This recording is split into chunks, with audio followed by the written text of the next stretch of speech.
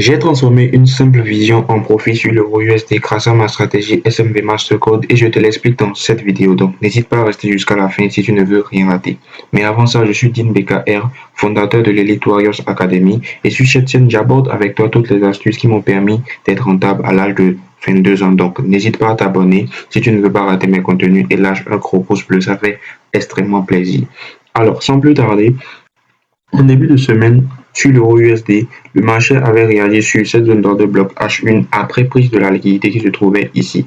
Donc logiquement, on devait s'attendre à une continuation haussière dans la semaine. Mais pour ça, il nous fallait une confirmation d'entrée. Ce que j'ai cherché en descendant en M5 pour voir ce qui se passait en M5 à ce moment-là. Et lorsque je suis descendu en M5, on était à ce niveau-là. Le marché venait de former ce BOS M5 et il n'avait pas encore formé le short M5. Mais en M1, on avait formé déjà, comme on peut le remarquer ici, même sans descendre, on avait déjà formé quoi? Un BOS interne et un short interne, suivi d'un autre BOS interne et un autre BOS interne. Dans le concept de liquidité, le creux M1 qui se trouve à ce niveau-là, je vais essayer de zoomer un peu sur le niveau. Le creux M1 qui se trouvait à ce niveau-là était censé venir chercher de la liquidité, ce qu'il n'a pas fait et il est parti former un nouveau BOS.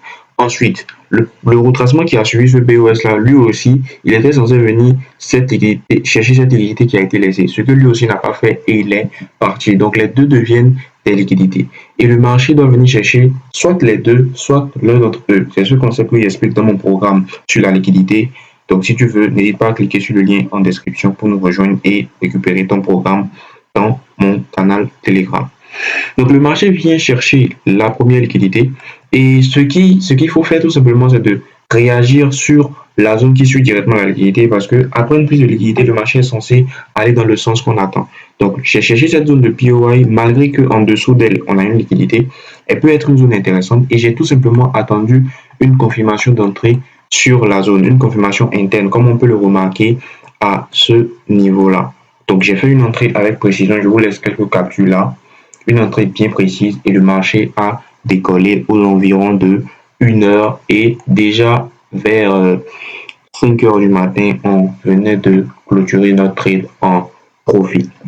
Alors, si tu aimerais mieux apprendre ce genre de concept, si tu aimerais t'améliorer, j'ai créé mon canal Telegram dont je parlais tout à l'heure où tu vas retrouver mes analyses, mes conseils et toutes les astuces qui m'ont permis d'atteindre la rentabilité à l'âge de 22 ans. Alors, je ne sais pas si tu seras trader jusqu'à ce que moi j'ai mes 30 ans, mais j'ai pour objectif d'atteindre 2 millions de dollars avant mes 30 ans. Et si tu aimerais suivre mon parcours et tu aimerais qu'on avance ensemble, n'hésite pas à t'abonner et à cliquer sur le lien en commentaire et on se retrouve dans une prochaine vidéo. Hâte de te retrouver de l'autre côté.